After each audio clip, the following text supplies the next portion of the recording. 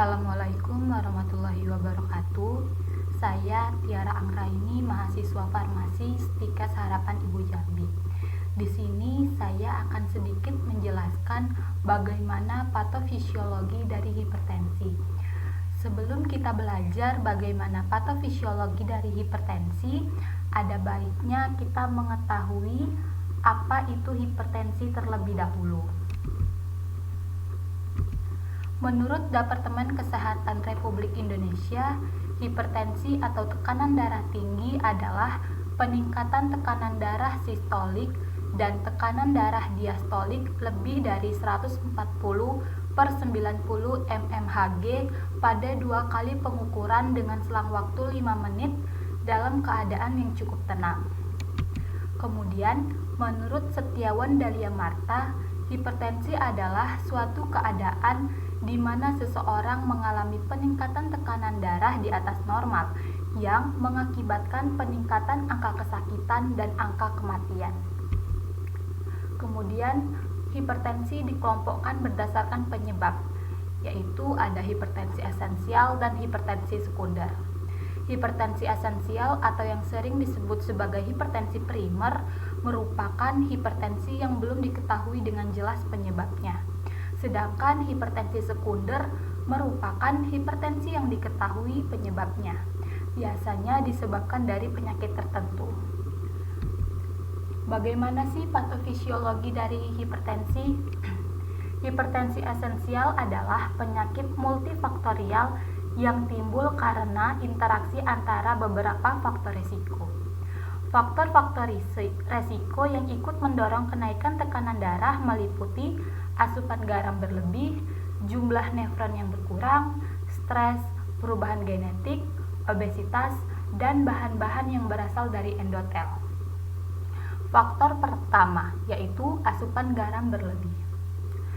Sebelumnya, konsumsi garam dapat menyebabkan penumpukan cairan dalam tubuh karena ion natrium akan menarik cairan di luar sel, sehingga akan menaikkan volume cairan. Maka, ginjal akan merespon untuk mengekskresikan garam keluar dari tubuh bersama urin. Namun, apabila upaya mengekskresikan garam melebihi batas kemampuan ginjal, maka ginjal akan meretensi air, sehingga volume cairan akan meningkat. Dan ini dikombinasikan dengan meningkatnya konstriksi vena, maka akan mengakibatkan preload, sehingga curah jantung pun akan meningkat. Faktor resiko yang kedua yaitu jumlah nefron. Jumlah nefron yang berkurang, dengan begitu terjadilah penurunan permukaan filtrasi dan terjadilah retensi natrium ginjal, sehingga dapat menyebabkan kenaikan volume cairan dan terjadi peningkatan curah jantung. Faktor resiko yang ketiga ada stres. Stres akan mengaktifkan berlebihan saraf, yaitu mengaktifkan saraf simpati secara menyeluruh, sehingga terjadi kontraktilitas dan dapat meningkatkan curah jantung. Secara simultan, sistem saraf simpatis akan merangsang kekuatan hormonal dalam bentuk pengeluaran epinefrin dalam jumlah yang besar.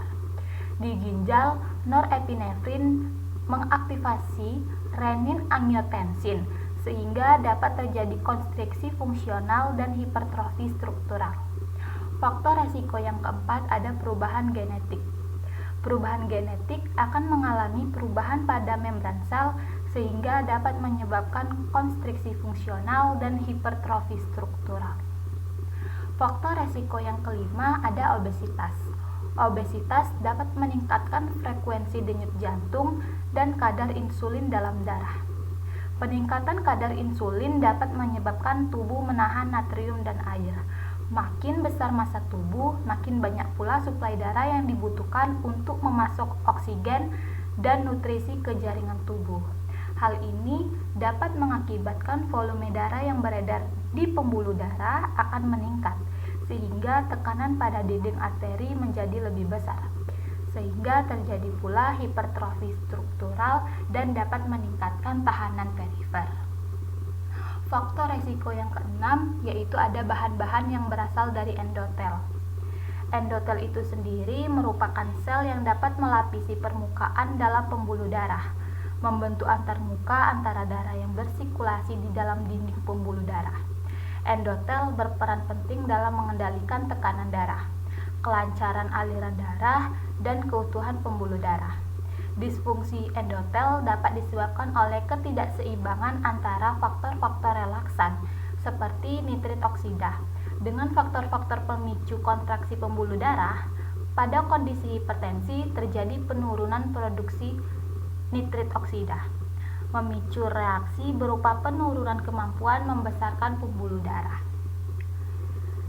Tekanan darah dapat meningkat, yaitu apabila semakin tinggi curah jantung maka tekanan darah akan meningkat. Begitu pula dengan tahanan perifer. Semakin tinggi tahanan perifer, maka tekanan darah juga akan meningkat. Kemudian selanjutnya kita akan belajar mengenai sistem renin-angiotensin. Ginjal menghasilkan enzim yang disebut dengan renin. Renin adalah enzim yang diproduksi dan disekresikan oleh juxtaglomerular yang berperan dalam metabolisme renin.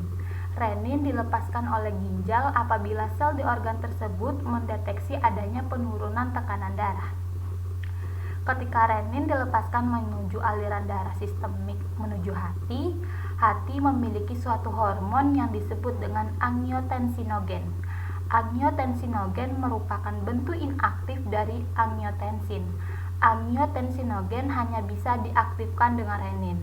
Jadi, apabila renin bertemu dengan angiotensinogen bentuk inaktif akan berubah menjadi angiotensin 1. Angiotensin 1 ikut ke dalam aliran darah menuju paru-paru.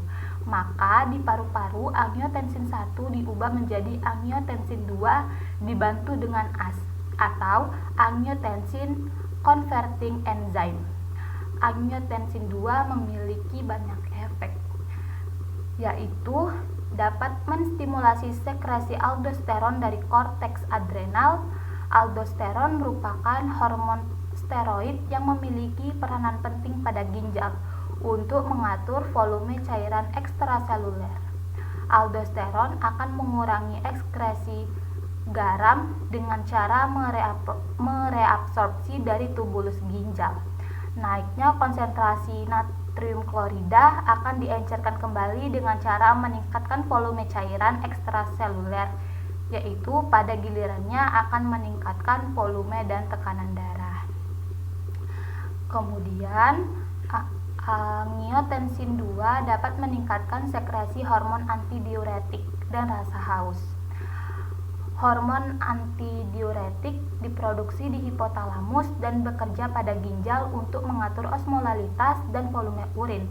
Dengan meningkatnya ADH, sangat sedikit urin yang diekskresikan keluar tubuh, sehingga menjadi pekat dan tinggi osmolalitasnya. Untuk mengencerkannya, volume cairan ekstraseluler akan ditingkatkan dengan cara menarik cairan dari bagian intraseluler.